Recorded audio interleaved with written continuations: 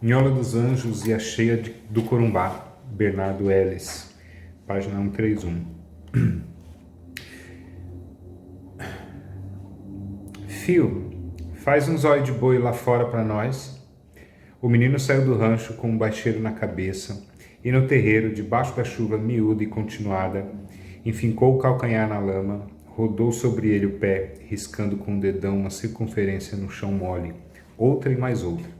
3 círculos entrelaçados, cujos centros formavam um triângulo equilátero. Isso era uma simpatia para fazer estiar, e o menino voltou. Pronto, vó! O rio já encheu demais? O rio já encheu mais? Perguntou ela. Xi, tá um mar d'água. Quer ver, espia? E apontou com o dedo para fora do rancho. A velha foi até a porta e lançou a vista. Para todo lado havia água. Somente para o sul, para a várzea, é que estava mais enxuto, pois o braço do rio ali era pequeno. A velha voltou para dentro, arrastando-se pelo chão, feito um cachorro, cadela, aliás. Era entrevada. Havia 20 anos apanhara um ar de estupor e desde então nunca mais se valera das pernas, que murcharam e se estorceram. Começou a escurecer nevroticamente. Uma noite que vinha vagarosamente, irremediavelmente, como o progresso de uma doença fatal. O Quelemente, filho da velha, entrou. Estava ensopadinho da silva. Dependurou numa forquilha a caroça, que é a maneira mais analfabeta de se esconder da chuva. Tirou a camisa molhada do corpo e se agachou na beira da fornalha. Mãe, o Val tá sumindo a gente. Esse ano mesmo, se Deus ajudar, nós se muda. Onde ele se agachou estava agora uma lagoa de água escorrida da calça de algodão grosso. A velha trouxe-lhe um prato de folha e ele começou a tirar, com a colher de pau, o feijão quente da panela de barro. Era um feijão brancacento, cascudo, cozido sem gordura. Derrubou farinha de mandioca em cima, mexeu e pôs-se a fazer grandes capitães com a mão, com que entrouxava a bocarra.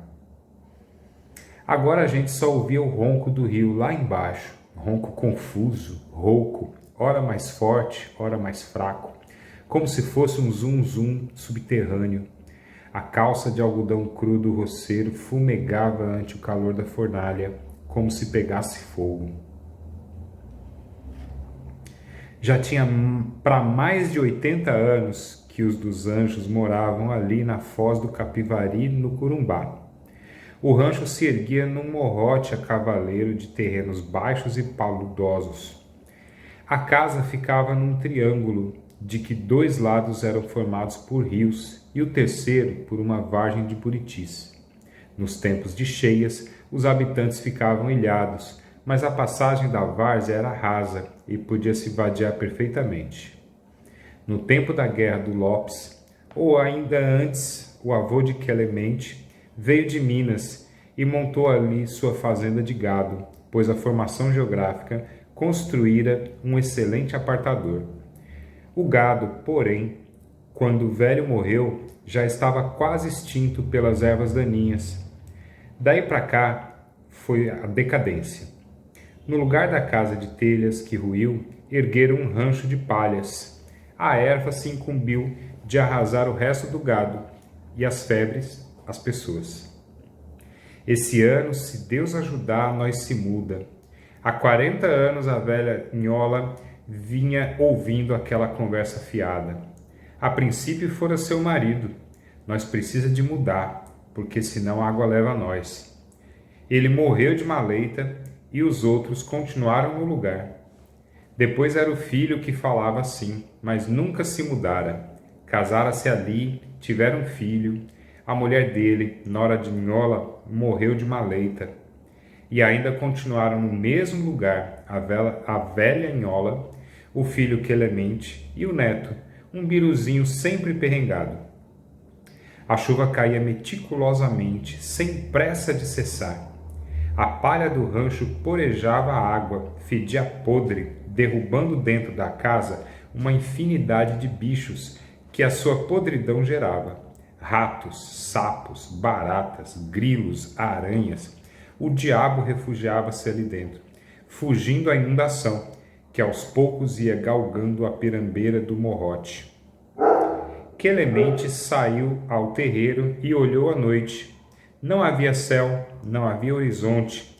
Era coisa confusa, translúcida, pegajosa. Clareava as trevas o branco leitoso das águas que cercavam o rancho. Ali para as bandas da vargem é que ele ainda se divisava o vulto negro e mal recortado do mato. Nenhuma estrela, nem um pirilampo, nem um relâmpago. A noite era feito um grande cadáver, de olhos abertos e embaciados. Os gritos friorentos das marrecas povoavam de terror o ronco medonho da cheia. No canto escuro do quarto, o pito da velha Nhola acendia-se e apagava-se sinistramente, alumiando seu rosto macilento e fuxicado. "Você bota a gente hoje em riba do giral, viu?" pediu ela ao filho. "Com essa chuveira de dilúvio, tudo quanto é mundice entra pro rancho, e eu não quero dormir no chão, não." Ela receava a baita cascavel que ainda agorinha atravessara a cozinha numa intimidade pachorrenta. Quelemente sentiu um frio ruim no lombo. Ele dormia com a roupa ensopada, mas aquele frio que estava sentindo era diferente. Foi puxar o baixeiro e nisso esbarrou com água. Pulou do giral no chão e a água subiu-lhe ao umbigo. Sentiu um aperto no coração e uma tonteira enjoada. O rancho estava viscosamente iluminado pelo reflexo do líquido. Uma luz cansada e incômoda que não permitia divisar os contornos das coisas. Dirigiu-se ao giral da velha. Ela estava agachada sobre ele, com um brilho aziago no olhar.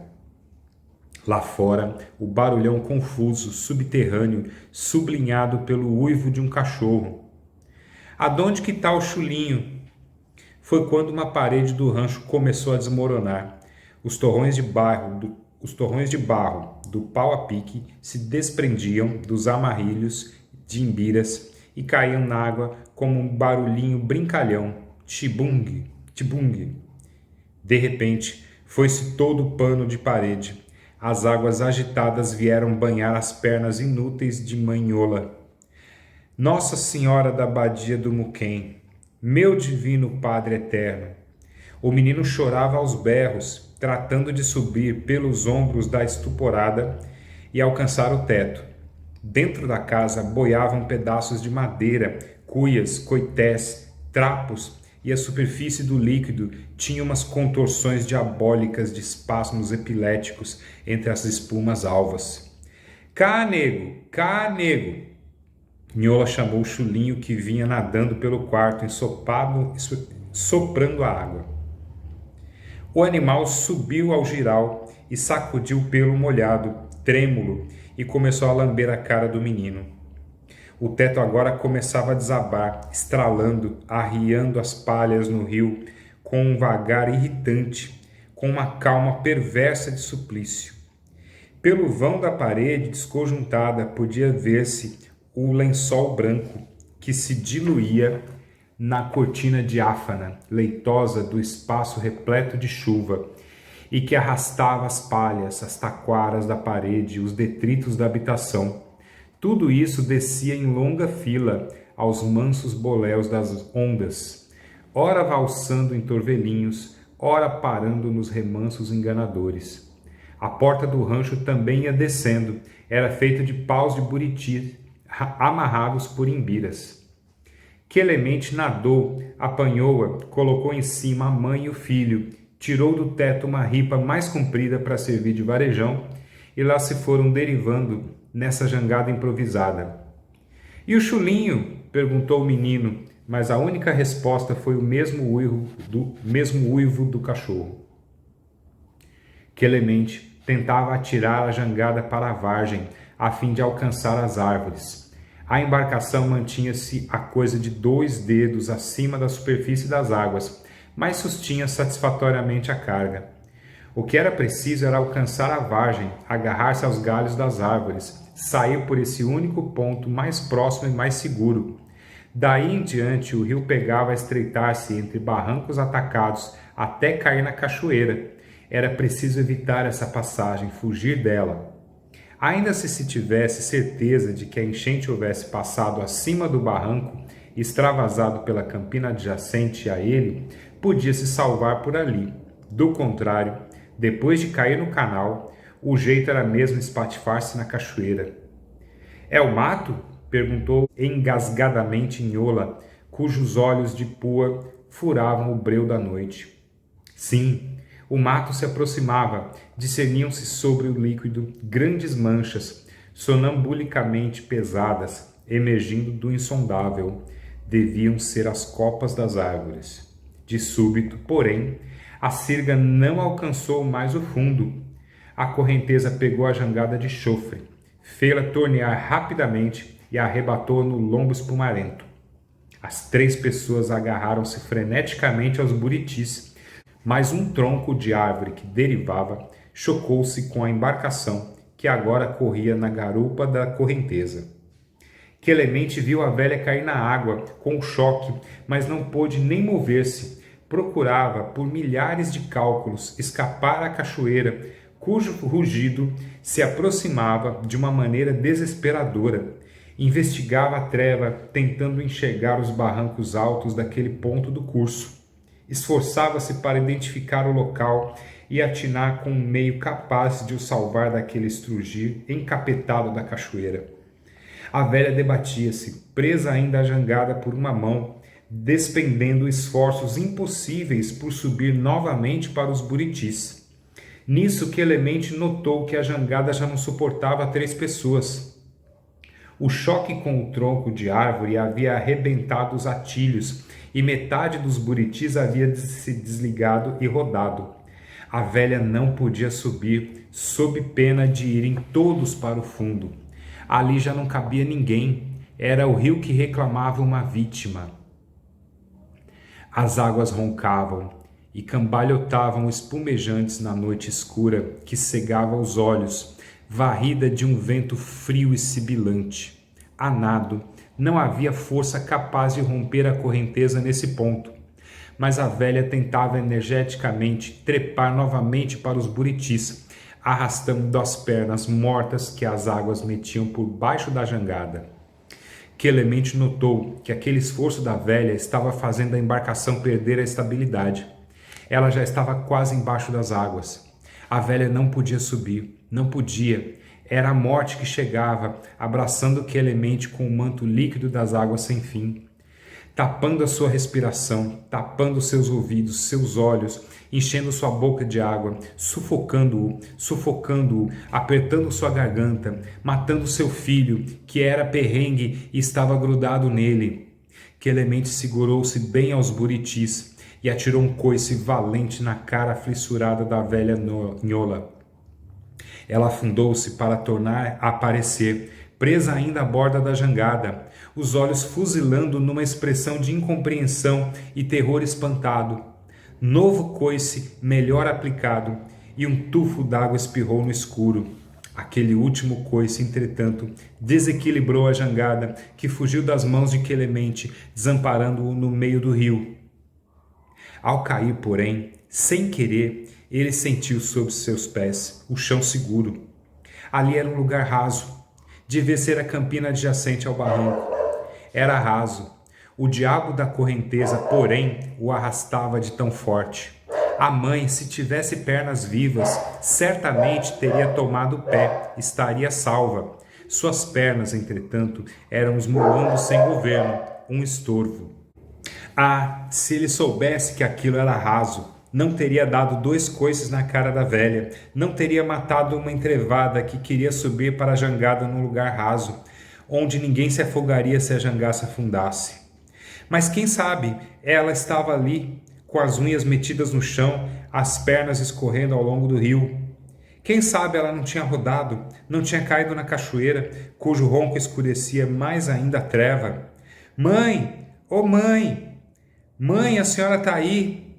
E as águas escachoantes rugindo, espumejando, refletindo cinicamente a treva do céu parado, do céu defunto, do céu entrevado, estuporado. Mãe, ô mãe, eu não sabia que era raso. Espera aí, mãe. O barulho do rio ora crescia, ora morria, e Quelemente foi se metendo por ele adentro. A água barrenta e furiosa tinha vozes de pesadelo, resmungo de fantasmas, timbres de mãe ninando filhos doentes, uivos ásperos de cães danados. Abriam-se estranhas gargantas resfolegantes nos turvelinhos malucos e as espumas de noivado ficavam boiando por cima, como flores sobre túmulos. Mãe! Lá se foi Quelemente, gritando dentro da noite, até que a água lhe encheu a boca aberta, lhe tapou o nariz, lhe encheu os olhos arregalados, lhe entupiu os ouvidos abertos à voz da mãe, que não respondia, e foi deixá-lo, empazinado, nalgum peral distante, abaixo da cachoeira.